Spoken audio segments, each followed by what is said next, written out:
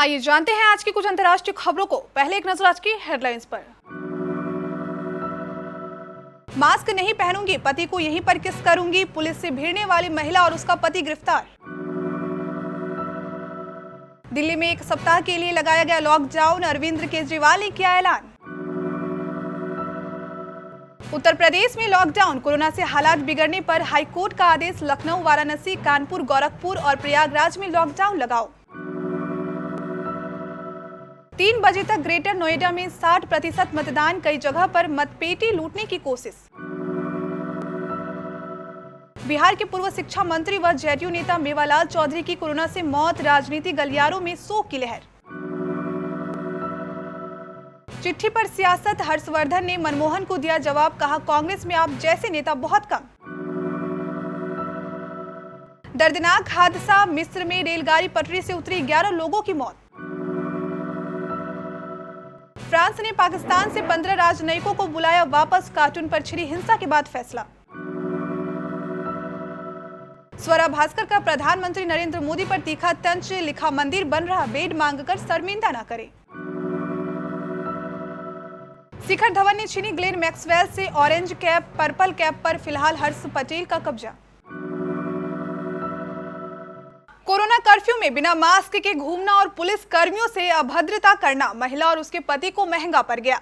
दिल्ली में बिना मास्क के कार के अंदर घूम रहे दंपत्ति को पुलिस ने रोका तो दोनों ने पुलिस कर्मियों से जमकर अभद्रता की। कार के अंदर बैठी महिला ने कार से उतरकर काफी हंगामा किया था। यही नहीं, पिता को एसआई बताने का भी पुलिस कर्मियों पर खूब रोब गांठा था। पुलिस कर्मियों ने जब दोनों को चालान करने की बात कही तो दंपत्ति ने पुलिस कर्मियों से काफी दुर्व्यवहार किया था। पुलिस ने महिला और उसके पति को गिरफ्तार कर लिया है। दोनों की पहचान पश्चिम पटेल नगर के निवासी पंकज और उसकी पत्नी आभा के रूप में की गई है। पुलिस ने इन पर साप्ताहिक कर्फ्यू में घूमने और पुलिसकर्मियों के साथ दुर्व्यवहार करने, पुलिसकर्मियों के कर्तव्यों के निर्वहन में बाधा डालने में मुकदमा दर्ज किया है।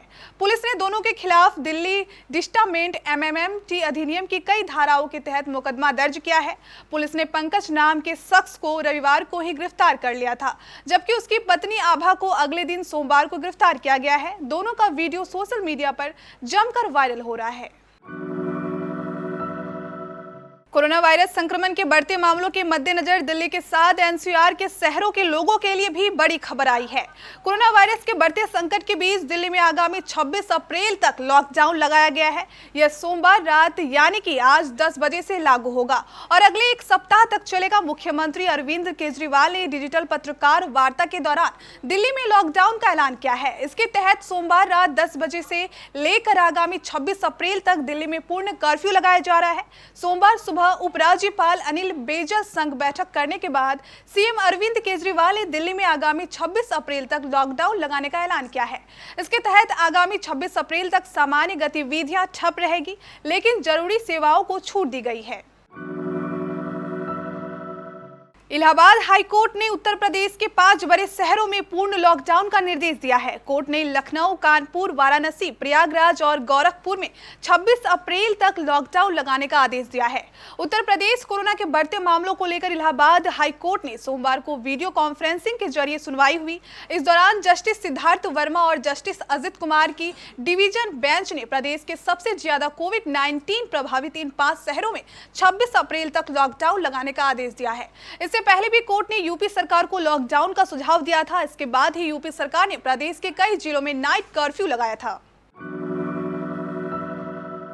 पंचायत चुनाव के दूसरे चरण में लखनऊ समेत 20 जिलों में वोटिंग जारी है। अटा में 2 जगह बवाल हुआ है।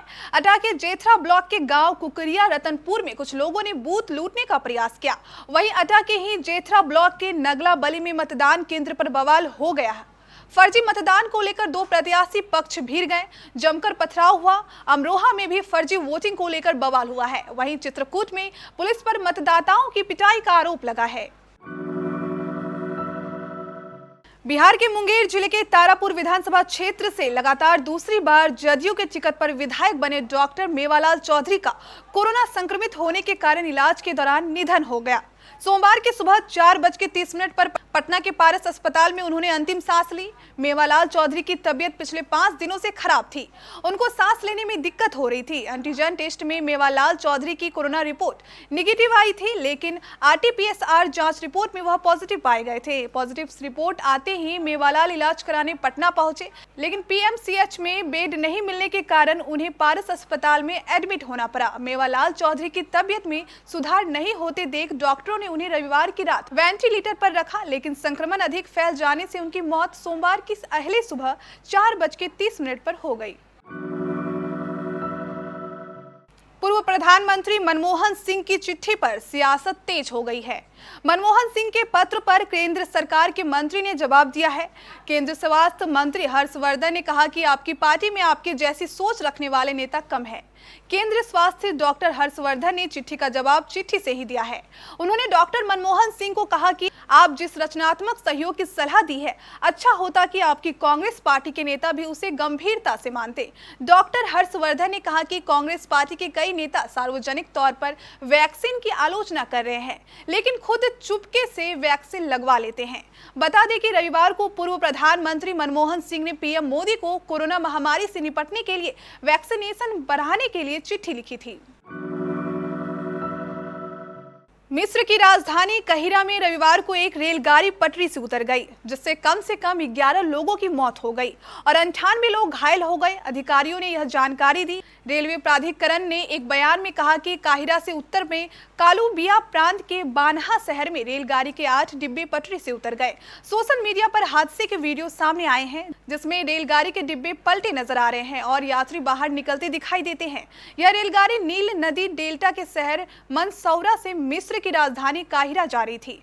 स्वास्थ्य मंत्रालय ने बताया कि हादसे में 98 लोग घायल हुए हैं और हादसे की वजह तत्काल पता नहीं चल पाई है। उल्लेखनीय है कि पिछले हफ्ते भी सरकिया सूबे में रेलगाड़ी पटरी से उतर गई थी, जिसमें 15 यात्री घायल हुए थे। फ्रांस ने पाकिस्तान से अपने 15 राजनयिकों को वापस बुला लिया है। पैगंबर मोहम्मद के कार्टून प्रकाशन को लेकर हुई हिंसा के बाद यूरोपीय देश ने यह फैसला लिया है। पाकिस्तान में बीते कई दिनों से हिंसक झड़पें जारी है, जिनमें एक प्रतिबंधित संगठन भी शामिल है। इन लोगों की मांग है कि फ्रांस के राजनयिकों को पाकिस्तान से बाहर किया जाना चाहिए। इन मांगों और हिंसा के बीच फ्रांस ने अपने राजनयिकों को इस्लामिक देश से वापस बुला लिया है। पाकिस्तान ने इस हिंसा में शामिल संगठन तहरीक-ए-लब्बैक पाकिस्तान पर एंटी टेररिज्म एक्ट के तहत कार्रवाई करते हुए बैन लगा दिया है। देश में कोविड के कहर के बीच अस्पतालों में बेड की समस्याएं और ऑक्सीजन की कमी की कई खबरें सामने आ रही है। ऐसे में बॉलीवुड अभिनेत्री स्वरा भास्कर ने प्रधानमंत्री नरेंद्र मोदी पर तीखा तंज कसा है। स्वरा ने अपनी इंस्टाग्राम स्टोरी पर पीएम मोदी की तस्वीर शेयर करते हुए कटाक्ष किया है। स्वरा भास्कर ने अपनी इंस्टा स्टोरी पर प्रधानमंत्री नरेंद्र मोदी की एक तस्वीर शेयर की। तस्वीर में पीएम मोदी हाथ जोड़े नजर आ रहे हैं। इसके साथ ही तस्वीर पर लिखा है, मंदिर वही बन रहा है, अस्पताल में बेड मांगकर शर्मिंदा ना करे, धन्यवाद। बता दें कि फोटो के कोने में स्वरा ने वाया व्हाट्सएप लिखा है। इंडियन प्रीमियर लीग 2021 में पहला डबल हेडर रविवार को खेला गया। पहले मैच में विराट कोहली की कप्तानी वाली रॉयल चैलेंजर्स बेंगलोर ने कोलकाता नाइट राइडर्स को 38 रनों से हराया।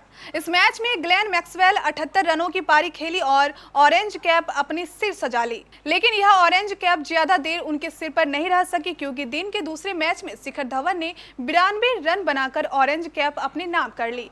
ऑरेंज कैप की दौड़ में हालांकि इन दोनों के बीच फासला कुछ ज्यादा नहीं है। इस सीजन में दिल्ली कैपिटल्स के धाकर बल्लेबाज धवन 186 रन बना चुके हैं, जबकि मैक्सवेल के खाते में 176 रन है। पंजाब किंग्स के कप्तान केएल राहुल ने 61 रनों की पारी खेली और वह ऑरेंज कैप की दौड़ में 157 रनों के साथ तीसरे नंबर पर है।